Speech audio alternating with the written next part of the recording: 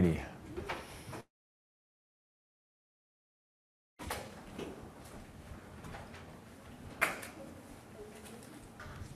All right. So last time we were talking about energy consumption, and we realized that 80% of our energy use comes from fossil fuels. And we talked about the consequences of that. We know that we're not going to be able to use it forever. And the question is, not if we're going to switch over, but when, right? When and what that's going to look like. Because depending on how long we wait, like if we try to squeeze every single drop of fossil fuels out before we shift off of them, we're going to have a lot more environmental impacts to deal with than if we switch off earlier. So we need to look to energy alternatives, clearly. And because we get so much of our energy from fossil fuels, there's no one energy source that's going to meet all those needs. We're not going to be able to just switch over overnight. What it's going to take is developing a lot of different sources of energy, which will be most appropriate in different settings, different places, different times, those sorts of things. So your book talks about energy alternatives in two different categories, which I think make a lot of sense. They talk about what we call conventional alternatives and new alternatives. And we may just get this started today. That'll probably wait till our last class. But these conventional alternatives are energy sources which are already fairly well developed. So if we were to define what a conventional energy alternative is, they're these energy sources that are currently, the most widely developed outside of fossil fuels. So they're places that we're already getting the most energy outside of fossil fuels. And there's really three of those sources. Anybody know what they are?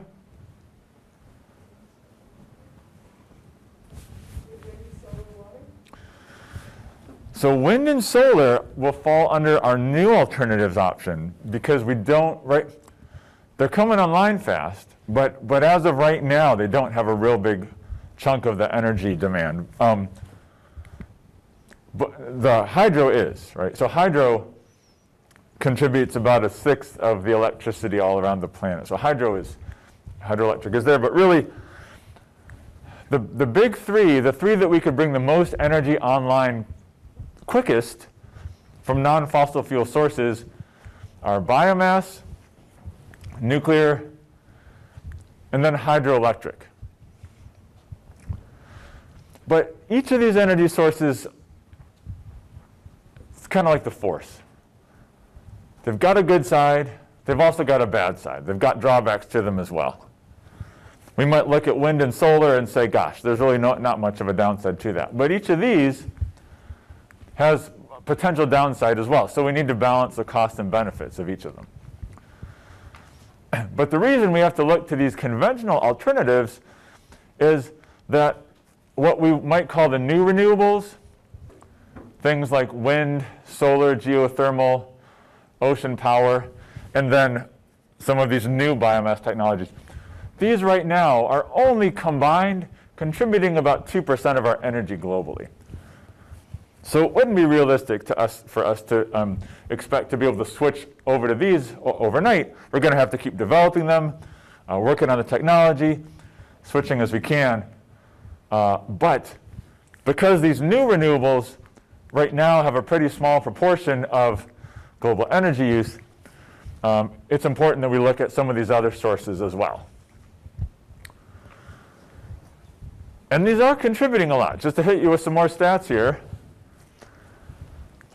Globally, biomass, and we'll define each of these in just a second, but globally, biomass provides about 10% of the world's energy. So that's, not just electricity, that's all energy. That's, heating, cooking, transportation, everything. So biomass provides about 10% of that globally. Nuclear power provides about 6.3%. And then hydro is sitting at about 2%. So you add those all up, and you're at 18.5% of the world's energy coming from these sources. So we already know how to get a lot of energy from them. Now, if we narrow it down and look at just the electricity part of it, where we get our electricity from, then nuclear and hydro become really important. And so when you combine nuclear energy with hydropower, you get about a third of global electricity production. So these are all sources that we're getting a fair amount of energy from right now. So we have the technology and the infrastructure and everything to generate a lot of energy this way. And so it's not going to be as hard to bring more of this energy online than it would with some of these what we'd call new energy alternatives. All right, so let's talk about biomass. Biomass and biofuels are really interchangeable because biomass, if you remember, we talked about biomass one other time. Do you remember when? It was back when we were talking about ecology stuff. I think I at least mentioned it. Might not have talked about it in too much detail. Did we talk about the biomass at each trophic level? Yeah, we talked, when we looked at our food web and we compared, a marine to a terrestrial food web, we said, ultimately, it doesn't make sense to count the number of individuals on each trophic level. We want to know biomass because that's really what contains energy, right? It's the mass of these living organisms. And so biofuels come from recently dead living material, if that makes sense. So we could talk about all of the biomass of corn, for instance, in this field, right? If we were to dry all that corn and measure how much mass there was. So the biomass really tells us how much energy we have for fuel. Now, how is this definition different from fossil fuels? Because fossil fuels are also derived from previously living material. But what's the difference? Fossil fuels, but the material has been dead for really. Yeah, with fossil fuels, it's stuff that's been dead for hundreds of millions of years.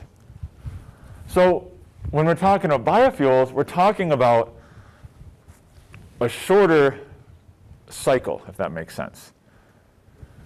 If it's a crop, we're going to grow it every year. So we're using the sun's energy that's recently been captured by plants, not sun's energy that was captured hundreds of millions of years ago and stored underground. So it's cycling over shorter time scales.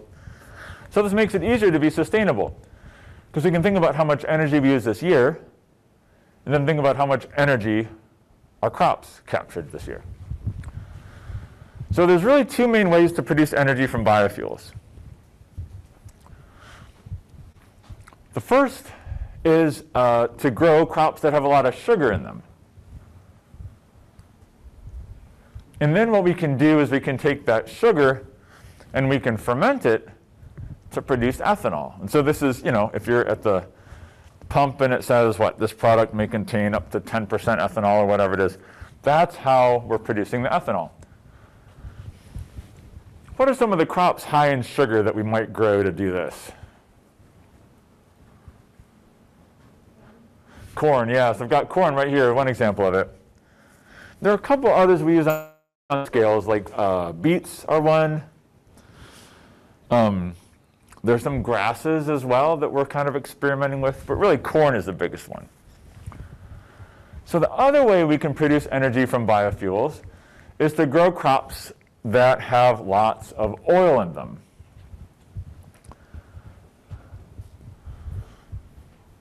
And so what you can do with oils is we can convert them into fuels that are sort of like petroleum in a way, right? So what we can do is we can, I don't know if any of y'all have cars that do this. I had a research student a few years ago who had a vehicle that she had modified to run on vegetable oil. So you just have to change out some of the seals and gaskets and stuff. So you can either take that vegetable oil and use it directly in a converted diesel engine, or you can process it a little bit into diesel fuel itself. And that's what's known as biodiesel. And that fuel can be used in regular diesel engines. So if we're trying to meet our demand for petroleum with our vehicle needs, this is one way to get it. What kind of crops do you think we grow to do this?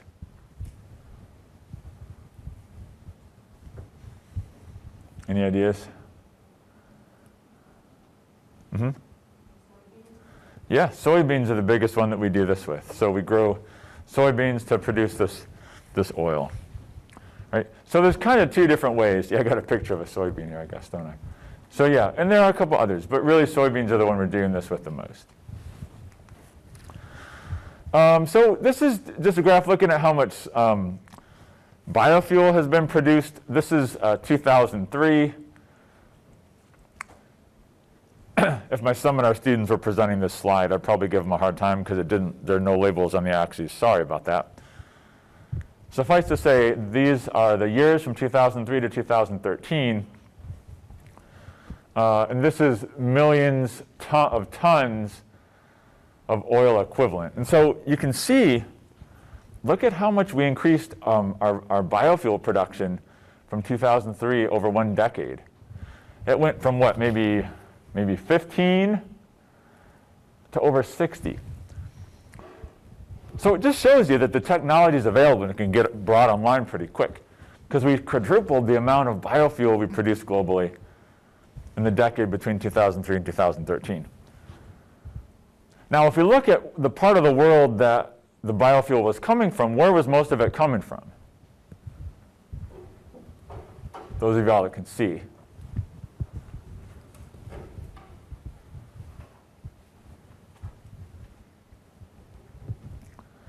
If we take a snapshot here in 2013, which of these four shapes has the most area here?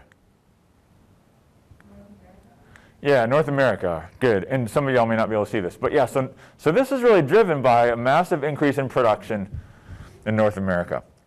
Right? So this was us starting to grow crops for biofuels that in the past have been used for food, which is an interesting issue here. All right. So thinking of biofuels and biomass, again, since I mentioned, these are all sources that have like pros and cons with them. So essentially, the benefits to this is that it's not fossil fuel, right? It's not contributing to climate change, really, is the big piece here. But what might be some of the drawbacks to biomass energy if we're growing crops and turning it into fuels?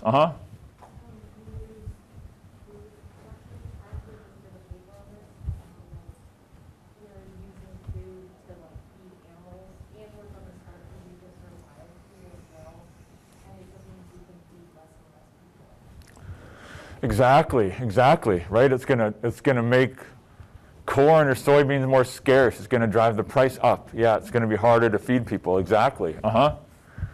So that's one drawback. One other way, so energy issues differ from place to place on the globe, right? So like where I lived in Nepal and in India, they would burn wood for energy, and that's also biomass energy. Firewood is also using biomass energy, right? And so we have, for instance, some tree plantations where trees are grown, and then they take that wood and use it for fuel, and then replant the trees. And so, we can grow trees as well as we can grow other crops. Any other thoughts on potential drawbacks to biomass energy?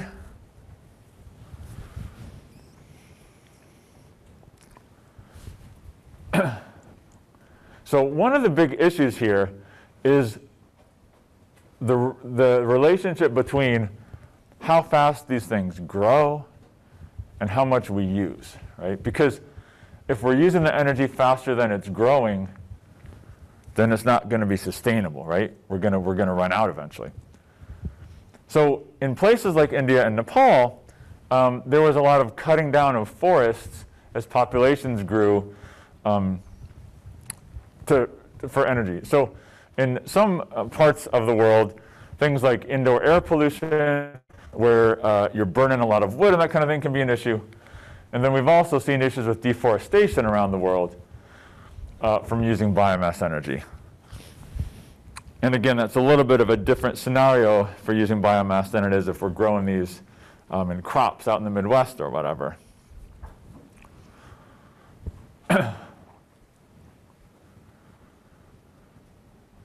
It's interesting. So the European Union considers biomass energy as renewable.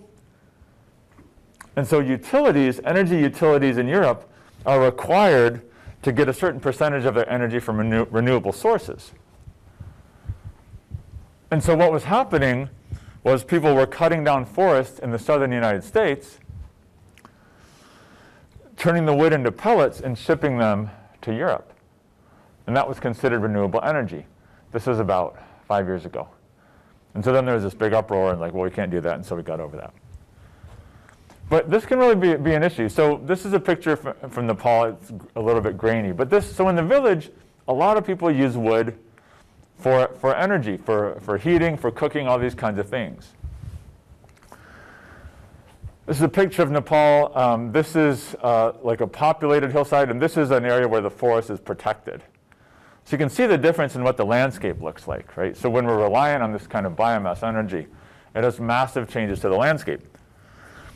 You should know by now, think about all the ecosystem services that this forest is providing that isn't being provided over here. What are some of the ecosystem services that this forest is providing that aren't over here where the trees have been cut down? Lowering rates of erosion. Lowering erosion, absolutely. It's keeping the topsoil there. What else? Soil nutrients. Absolutely. Nutrients. Mm-hmm. Shelter for animals, absolutely, absolutely. That stuff we're breathing in every day, right? All this oxygen being produced here, right? So getting energy from biomass over here, has made like fewer ecosystem services accessible to the folks over here, right? So this is a picture. This is the river that I did my research on in Nepal. This is the Kali Gandaki River. This is a town called Magdi. This is a picture taken in the 1980s. And if you look at these hills, pretty barren, right? There's just a few trees here and there. Well, the government of Nepal took a really active approach in trying to give people access to other kinds of energy. And there were lots of kinds, but one of them were these kind of cool, like, biogas digesters. They produce natural gas. Basically, you put your food waste, your animal waste into this kind of cement container. And as it breaks down in the absence of oxygen, it creates methane. And then there's a little pipe that connects to your stove. And literally, folks here were able to use natural gas that was produced right outside their house. In response to this, well, this is what it looks like in 2015. A lot more trees there than there were. So this ecosystem is functioning a lot differently.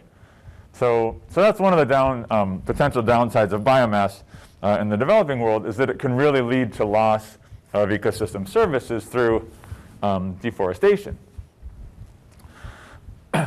Okay. So a couple other things to keep in mind. We talked about all the issues with intensive agriculture, all the use of fertilizers and pesticides.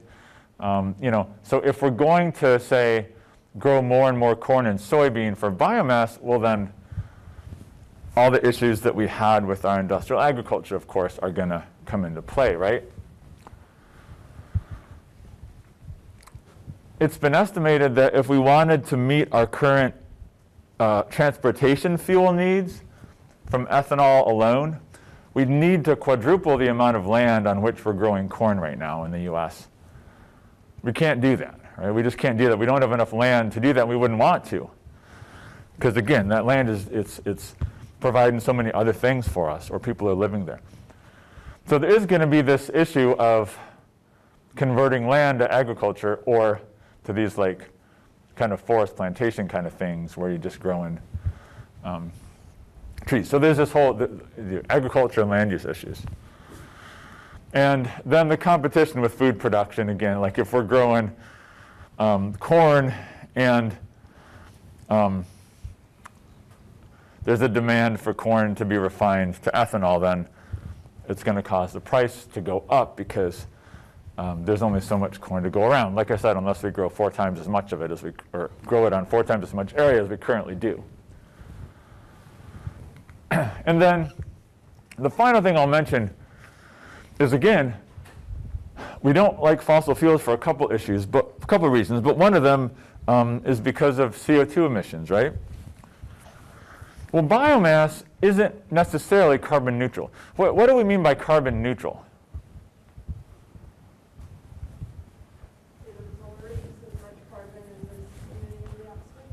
Exactly. So each of these, if you look at these trees, of course, they're taking carbon dioxide out of the atmosphere as they grow. And they're storing that carbon in their trunks, in their biomass, right? And then we cut down the tree, we burn it to produce energy, and the CO2 goes back up into the atmosphere. So if we're cutting them down at the exact same rate that they're growing, then we'd say it's carbon neutral. But on the other hand, of course, if we burn them faster than they're growing, then there's a net movement of carbon into the atmosphere rather than out. So depending on the rate at which we use biomass energy, it could be leading to a net increase of carbon in the atmosphere. Cool. Any thoughts on that or questions? Yeah. I know it's kind of more theory than in practice, but has vertical farming been proposed as some sort of solutions for some of the agricultural drawbacks of this? That's a good question. Yeah, vertical farming. So for instance, growing things on vertical surfaces. Yeah, I mean, I don't know if corn and soy can be grown that way, maybe they can. I mean, the first thing I'd say is that we need innovation. So there's lots of people doing cool stuff. So somebody should try that out if they haven't. Right offhand, I can't think of instances of that I'm aware of, but there very well could be that I'm not aware of. So yeah, because that gets away from the land to grow stuff on, or create spaces to grow stuff on. Yeah, that's an important thing to think about. There's also just this idea of, hey, let's just grow plants on a lot of different surfaces, even if we don't harvest them, because they're taking more CO2 out of the atmosphere. So there's that piece too. Okay, so that's a real quick story on biomass. All right, well, what about nuclear energy? So again, about a sixth of electricity all around the world that's produced is nuclear. So it's a technology that we know how to use and we know how to get a lot of energy from. These are cooling towers. You see these towers they're set kind of represent nuclear power, like in The Simpsons, you see them, right? The Simpsons used to be the show, man. When I was back in college, me and my suite mates were like, oh, I got to get back to watch The Simpsons tonight. It's probably not that way anymore. But what about nuclear? So, yeah, first of all, as we alluded to the other day, nuclear energy is it's a different conversation about pros and cons than, for instance, biomass. But just to kind of review, and y'all, you don't need, I'm not going to ask you all of this stuff. This is just giving a background on kind of how it was developed. So we had no idea of nuclear energy in the early 20th century, whereas, of course, biomass humans had used for centuries. But just prior to World War II, physicists learned that if you bombard the nucleus of certain elements with neutrons, right, so neutrally charged subatomic particles, if you bombard the nucleus with those particles, the nucleus will break. It will actually break into 2 different elements. You know what? I've never used this periodic table of the elements, and now we could. So uranium, where's uranium? Do do do do do do do do do do do. Why am I not seeing it? Where is it, you guys? Where is it? Is it up here? It's you. Sorry. Yeah, I feel like it's right there. I'm like, yeah, there. Yep. Thank you. There it is, right there. uranium. Also, plutonium. These are both important elements in nuclear fission. And they're very big. They have atomic numbers of 92 and 94 and very high atomic mass as well. But because they're so big, you can break them into pieces. So we can break uranium into barium and krypton, right? So there's barium and krypton. Barium's B. There's barium. Where's krypton? We should be able to do the math, right? Because uranium is 240 mass. What did I just say? Oh yeah, barium has 137, so that should leave us like about 100.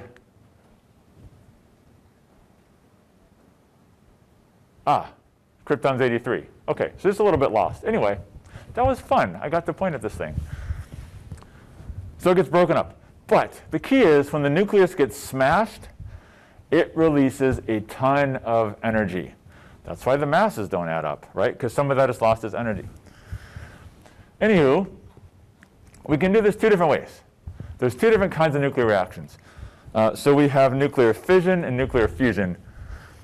So nuclear fission is when we break the nucleus apart, as was done in 1938.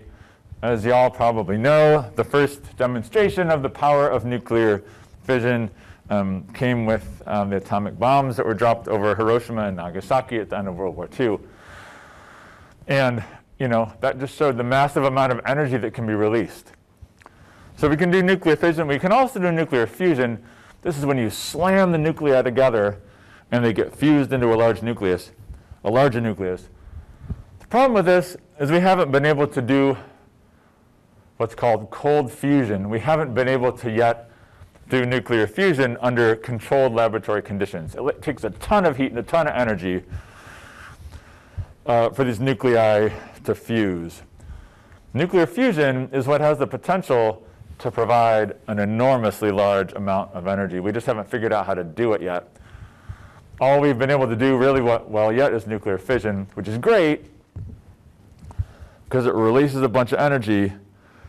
But the other problem is it releases a bunch of pieces of nuclei which are really unstable, and that's bad. Okay, so here's how we produce electricity from nuclear power. We have a nuclear reaction going on in here. So imagine like a controlled nuclear bomb, okay? That's what's going on in the core of a nuclear reactor. Incredibly hot, under incredible pressure. And we have these control rods, which we can put down into the reaction, which absorb the neutrons and can slow the rate of reaction. When we pull those out, there are more neutrons floating around and it accelerates reaction. So we have like a controlled nuclear explosion going on in our core reactor here. Okay, so that gets this water super duper hot. And so this is a closed circuit of water, but then this loop brings that water over into a heat exchange and another cell full of water. So that heats this water up super hot.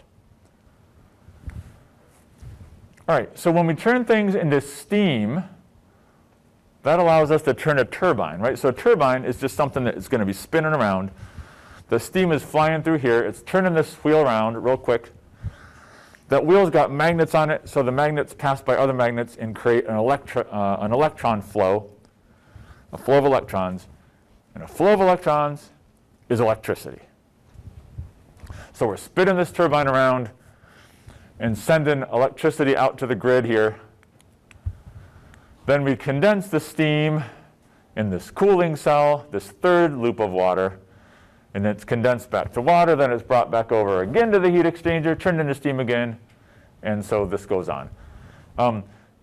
The condenser is connected out to either a cooling tower or like a lake, so a natural source of cool water.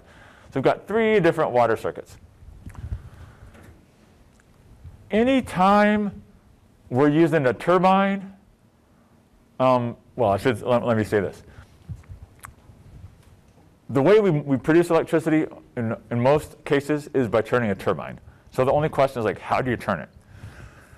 When we burn coal, natural gas, or use nuclear power, we're just heating water into steam, and we're using that to turn the turbine. So this is the reactor core. When this reaction is all done, you've got parts of nuclei that are super duper unstable. That's the radioactive waste. That's these high energy parts of nuclei which can really mess with you. So nuclear energy produces radioactive waste. It produces what's called low level radioactive waste. This would be, for instance, that secondary water loop, stuff that's going to have a little bit of radiation but not a ton. Low-level radioactive waste is not a big deal. UNC Asheville produces low-level radioactive waste from research and things like that. It's not all that dangerous. It's stored on a state-by-state level. The problem with nuclear power, though, is the waste that's in that reactor core. These are isotopes of certain elements that are very unstable, right? We've broken our nucleus up, and so it's in very unstable parts. And these parts are so unstable that they're constantly giving off energy. They're releasing energy of different kinds. You can take a physics class to learn about them. Alpha, beta, gamma radiation, different sizes of particles that are shooting off of these unstable pieces of nuclei. And when those pieces hit your DNA, they mess with your DNA, cause mutations, and that can lead to cancer. So this high-level radioactive waste is really, really dangerous. And it lasts a really long time. Each of these pieces of the nucleus is going to be, giving off radiation, a lot at first, and then the rate's going to slow down over time. But they will have what are called nuclear half-lives on the scale of thousands of years, some of them. So a kind of mind-boggling thing to me about nuclear power is that we're going to have to store waste for thousands of years. Like, have we done anything as a society for thousands of years? Well, maybe certain things, but not like anything systematic. Like, have we kept anything secure for thousands of years? No way. So storing this high-level radioactive waste is one of the big issues with nuclear power. We had a national plan to store nuclear waste underground in geologically stable formations, but surprisingly, nobody wanted it in their state. They're like, oh no, we actually don't want to be the central nuclear waste repository for the country. We had a plan to do this in Nevada. Harry Reid was the Speaker of the House at the time. He was from Nevada, very politically powerful, so that idea got shot down. So we don't have right now a national plan to store anything underground. So most of this nuclear waste is stored in these storage casks. They're like super secure containers that are stored above ground. And whenever I see this picture, I think that these guards have pretty good job security because we're going to have to be guarding this stuff for thousands of years. So anyway, that's one of the challenges with nuclear power, is storing this waste. What are we going to do with it? So let's just go. So if we were to compare nuclear power to say coal, what are some of the things that you'd want to know about to decide, which one is better and which one's worse?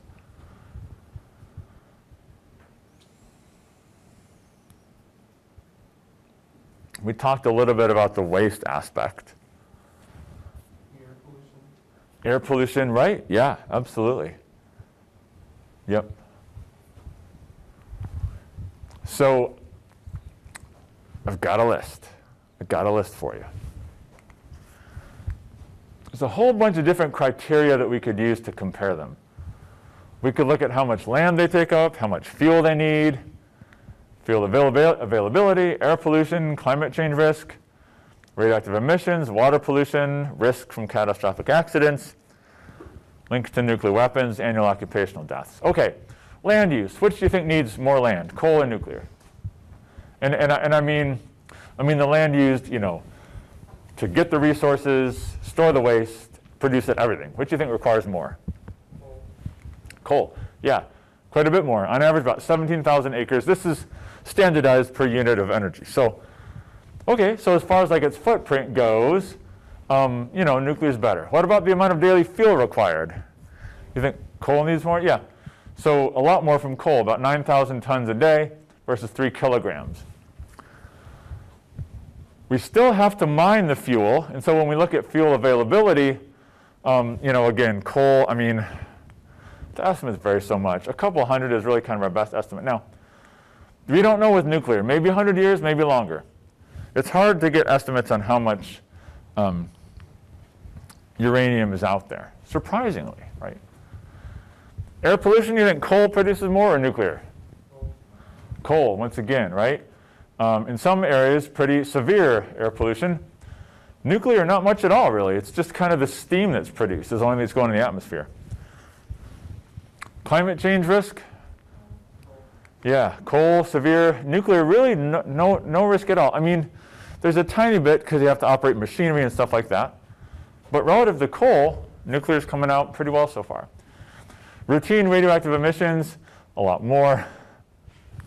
Not surprisingly. What about water pollution? You think coal or nuclear is worse? Yeah, coal. Again, near mines it's often severe. The only issue with nuclear is, do you all remember, what was the name of the tsunami? But do they name tsunamis? Maybe not. The Fukushima nuclear reactor in Japan, when the tsunami came along and really kind of broke down that reactor, that was one water pollution issue. There's a concern that, you know, maybe where we dispose of the waste, if we put it somewhere where there was water, there could be pollution. But generally more with coal. Catastrophic accidents, I mean, coal, there is potential. But this is one of the biggest issues with nuclear. Have you heard of the Chernobyl disaster? I should have gotten a picture for you. Yeah. So this is back in the 80s. It was kind of crazy, actually. Like, this is back when there was the Iron Curtain, right? There's like the Soviet Union. And like, nobody really knew what had happened until countries around the Soviet Union detected massive amounts of radiation in the air. But this reactor had actually melted down. And I used to have like a whole thing about that reaction. I'd talk about Chernobyl. But the bottom line is what happened at Chernobyl was kind of like a bunch of errors that shouldn't have ever happened. Plutonium, which is a much more unstable fuel. It was just, anyway, suffice to say, that kind of thing doesn't normally happen. But there is the potential for a nuclear meltdown. I was actually watching last night. Anybody ever watched The Crown, the Netflix series? Yeah. Do you watch? So there's this one in Wales where there was where they stored all the waste from their coal mining operation, and it rained a lot, and the stuff liquefied, and it swept downhill, and it was really sad. It like buried a school and some stuff. So, you know, coal does have its catastrophic accidents, but they're smaller and sort of more local. All right, and then just the last couple here, linked to nuclear. So there's some concern, right, that if we use nuclear energy technology widely, it might give access to technology to make nuclear weapons places where we might not necessarily want it, right? So that's a potential issue with nuclear. And then deaths of workers are similar. Annual occupational deaths are kind of similar. So, you know, like I was saying, with nuclear, it's not just about the climate, it's kind of about these other things. So nuclear power supporters. What are the nuclear power supporters saying? They're saying nuclear, but why are they saying that? They have financial interests. They have financial interests? Oh, sorry, yeah, I couldn't see who was saying that. That was so weird because nobody said it. Yes. Could be. I have family members who got degrees in like nuclear stuff, and they just kind of want to do it because they get a job from it. Sure, yeah. Jobs are good. Jobs are good. So a couple things that are mentioned, like people say, first of all, in normal operations, there's a lot less environmental impact, right? If a third of our air pollution comes from power plants and 50% of our greenhouse gases, well then let's not do that anymore. And then you hear this last piece a lot. You hear that it's a good kind of stopgap measure until other energy technologies that are completely carbon-free come online. So, you know, as I said, we can't flip the switch right now and go to all wind and solar, for instance. So some folks say, look, you know, we know nuclear has its problems, but if we're really concerned about climate change, it might make sense to go, you know, to switch from coal to nuclear now as we're trying to bring up our capacity to get energy from what we will call our new energy alternatives like solar and wind. So, you know, so I don't think anybody's like, oh man, nuclear is where it's at. It's perfect. It's awesome. It's like, we're just going to go all in.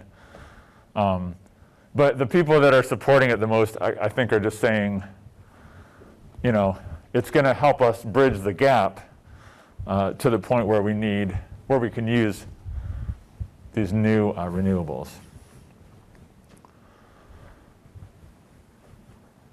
Any other strong pros for nuclear? Anything I'm missing from that list we looked at? Anything else that has you like feeling like nuclear is where it's at? All right. Is Simon Cowell still doing anything anymore? Everything? What's he doing now? Excuse me. I think he owns everything still. At least. Is it X Factor or American's Got Talent? American's Got Talent, I think. I remember it used to be American Idol where he was like the guy who always gave the thumbs down and was so critical. So I got a picture of him giving thumbs down. All right, so the opponents are like, listen, the waste, really dangerous, difficult to store, like, how are we going to store it for thousands of years? Like, our country is only like 240 years old, right?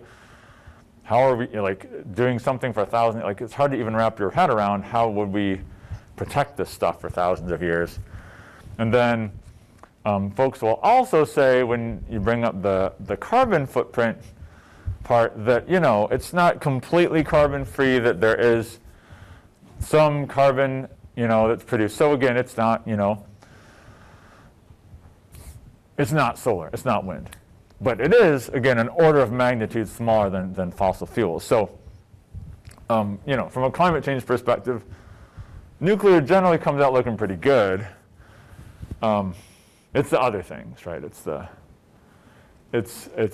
waste, and then the risk of these catastrophic accidents. You know, when the Fukushima reactor was compromised with the tsunami, it released a lot of radiation.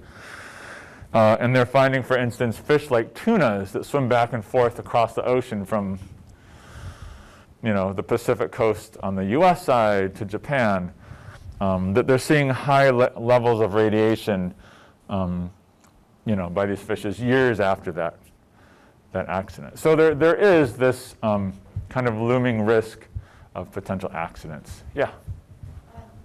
If someone were to eat that fish, would they gain that radioactive material? Yeah, so what would happen, right, is that when you ingested it into your body, it would still be giving off, so radioactive materials undergo radioactive decay, right? So it would still be breaking off little pieces, and those are the radiation. So, you know, I don't know that we have like a maximum amount of radiation that's allowable in our food. We probably do, but the risk is that when you ingest it, the radioactivity would strike your cells and hit your DNA and cause mutations that could lead to cancer. Yeah. Yep. So, yeah. So anyway, so nuclear, We generate a lot of electricity from it right now, but it's a very polarizing conversation. You get a lot of people that are really against it, and a lot of people who can't understand why we haven't. You know, there's smart people, like a lot of arguments, there's smart people on either side of it, so just got to kind of work it out. Yeah. A cool point to bring up, like we use radiation to fight cancer. It also can give you cancer. Yeah, I read this really interesting book called The Emperor of All Maladies, and it was all about cancer. And so because the cancer cells are growing so fast, they especially attract the radioactivity, and you can, you know, target. Well, so radioactivity kills your cells, right? Right. Yeah. They target it. And it's like a lot of things, like chemotherapy in cancer, right? Like you take drugs that like kill your cells, but they kill those cancer cells a little bit faster, or hopefully a lot faster, right? And then, yeah, radioactivity is the same way. Yeah, it's crazy, isn't it? Yep.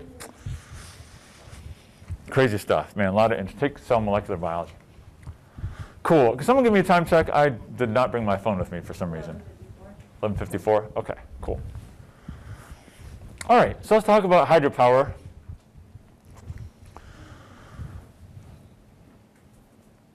So hydropower is a way to generate electricity by using the water cycle.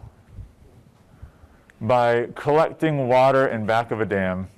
You guys ever do this when you're little? Do you go to the creek and like river and like pile up rocks and build a little dam? I used to do that. It's just like doing that, but on a really massive scale. So you build up this wall that collects the water behind it, okay? So the water, of course, gets deeper and deeper and deeper as it builds up behind the wall, because we've got a river flowing in here. So the water builds up behind this dam. Then the water rushes down through this tunnel. It's under pressure, right? And as it comes through here, it spins this turbine around. And then as it spins that turbine, again, we have magnets in that turbine that as they pass by each other, creates a current of electrons. And again, that's how we define electricity, right? Is a current of electrons. And so then that current of electrons goes out to the grid. So it's interesting, you know, like it's not, we're not burning stuff, we're not mining stuff. We're kind of taking advantage of gravity, right? So what might be some of the pros and cons of generating electricity in this way? Yeah.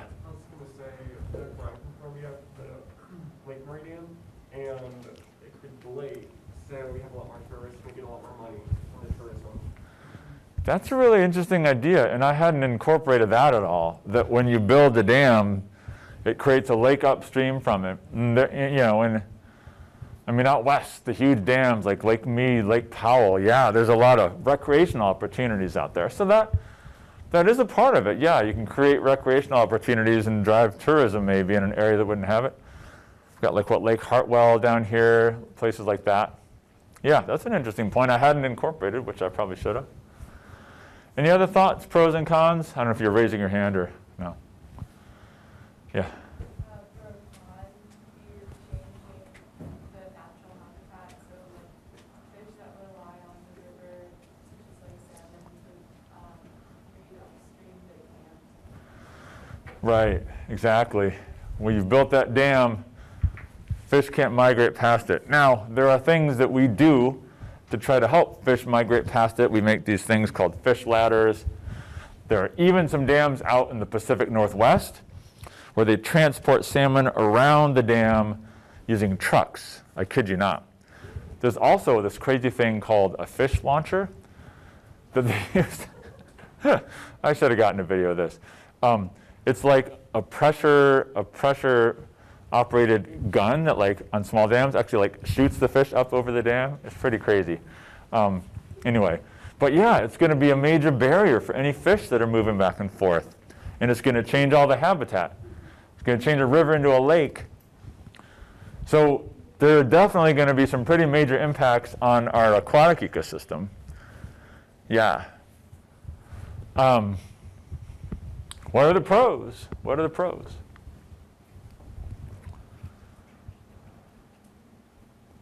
Yeah. Yeah, that's a big one. That's a big one. No carbon emissions at all. We're not even mining anything.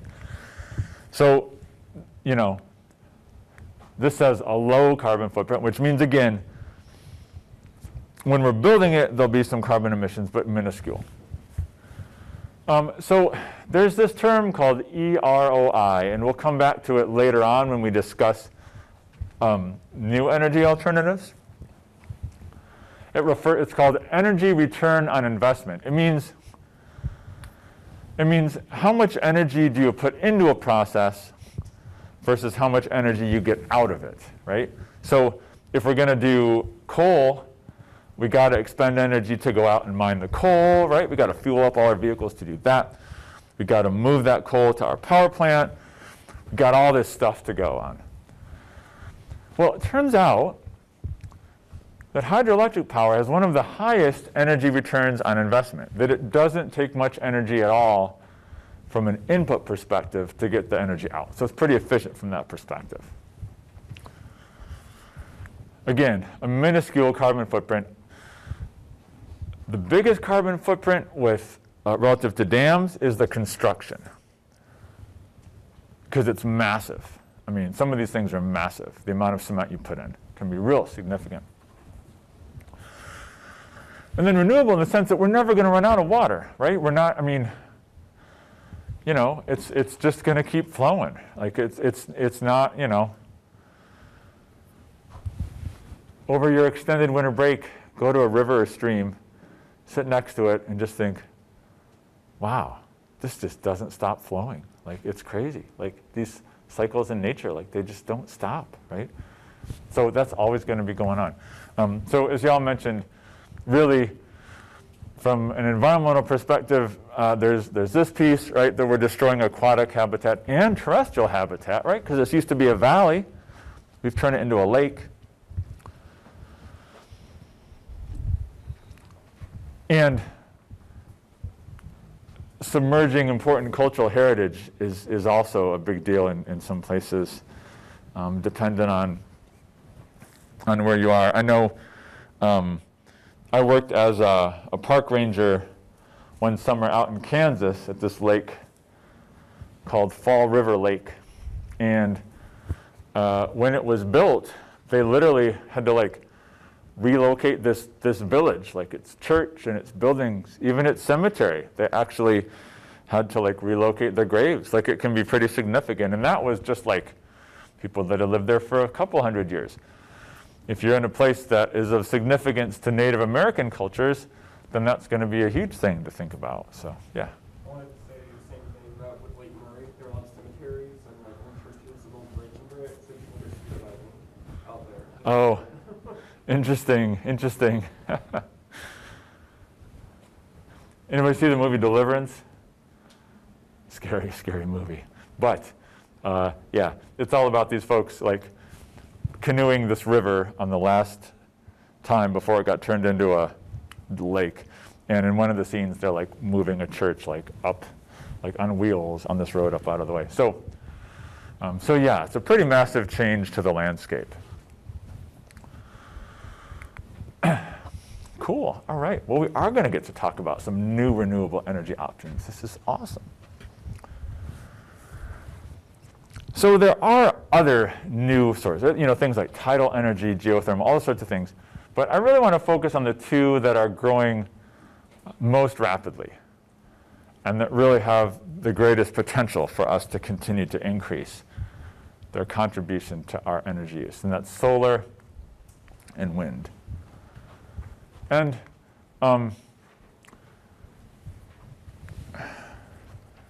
when we think of renewable energy, this graphic just shows you how much of it is hydropower. So this dark blue is hydro, and we've got year from 2000 up here to 2014. So look, in 2000, when you talked about installed renewable energy, like, you were talking about hydro. Like, that was really it.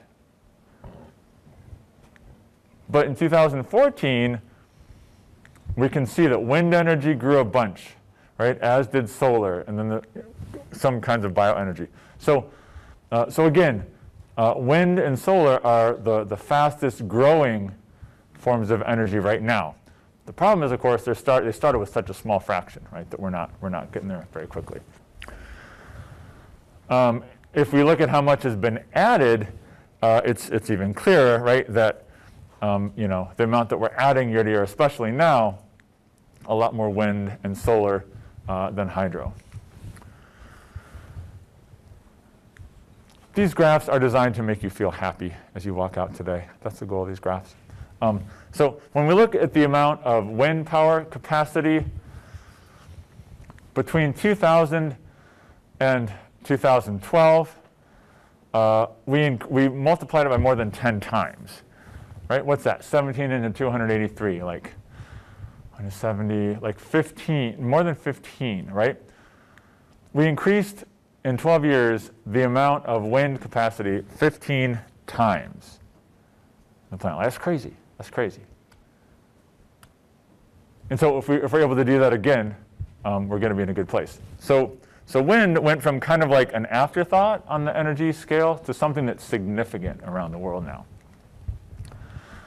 Look at solar, even sharper, right? Now the years are a little different, but if we're just going from 8 years here, and what have we increased it by? About 25 times, right? So from 2004 to 2012, the amount of installed photovoltaic, those are the solar cells, amount of photovoltaic capacity increased 25 times in 8 years. That's crazy.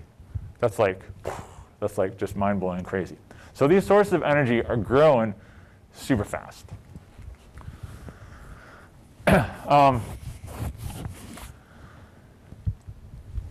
But there are lots of other ways, so we'll talk about solar first. So there are lots of other ways we can use solar as well, besides just generating electricity.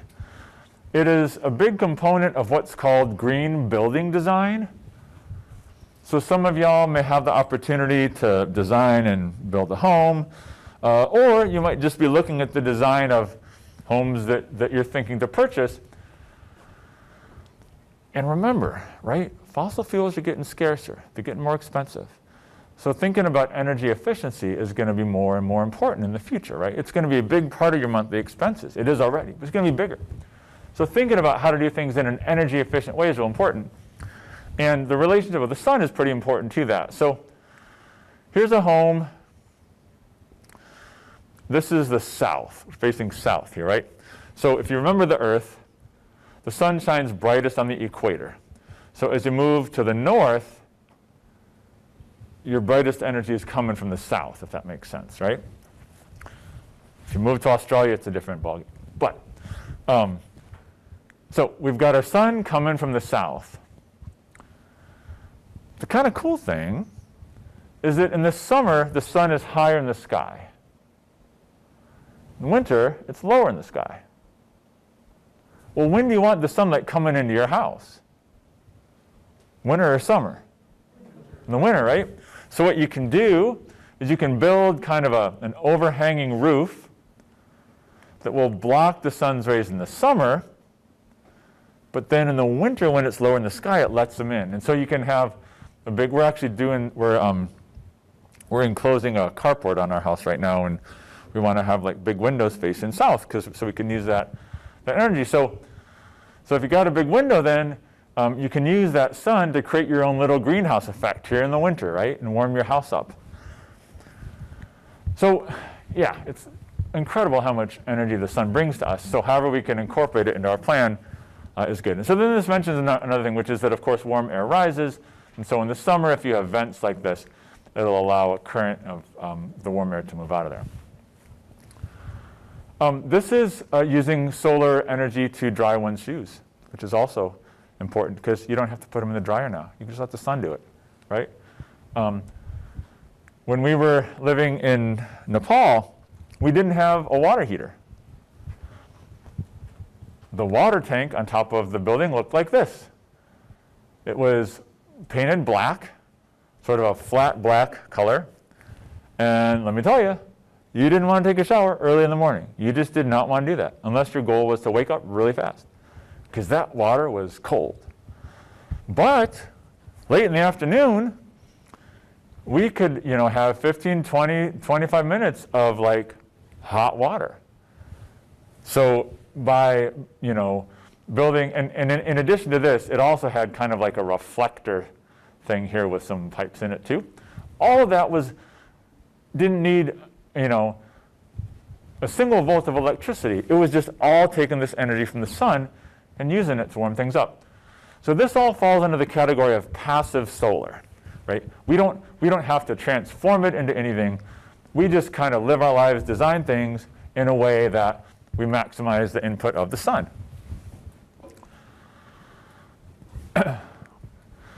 So we can also use the sun's heat to generate, to warm things up in other ways. So this is a little more of a sophisticated system. You can collect the sun's energy. And again, the only energy you need here is to pump the water. But you can collect the sun's rays here in like a solar collector. It's kind of reflective. It grabs the sun's energy, warms this water. You pump the water through a heat exchanger, and you can get some water into your storage tank. So you can take a little more active approach to solar heating as well. So we've got passive solar heating and active solar heating that can both happen here. I see a couple people still jotting down, so I'll pause.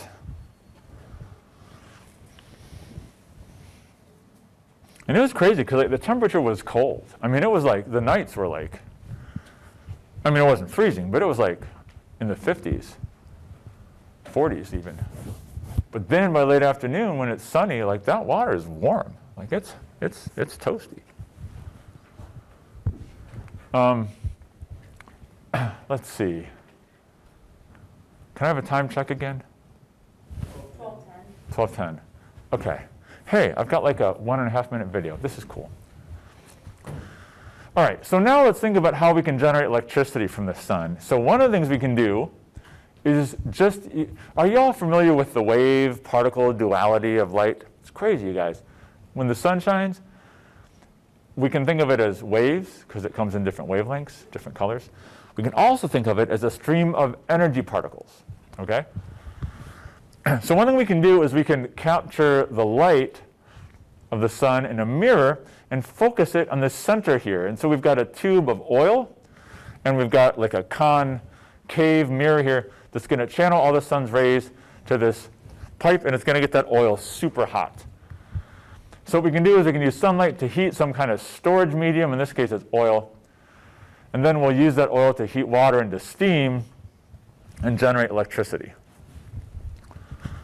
And I think, hopefully, my little Linky will work here.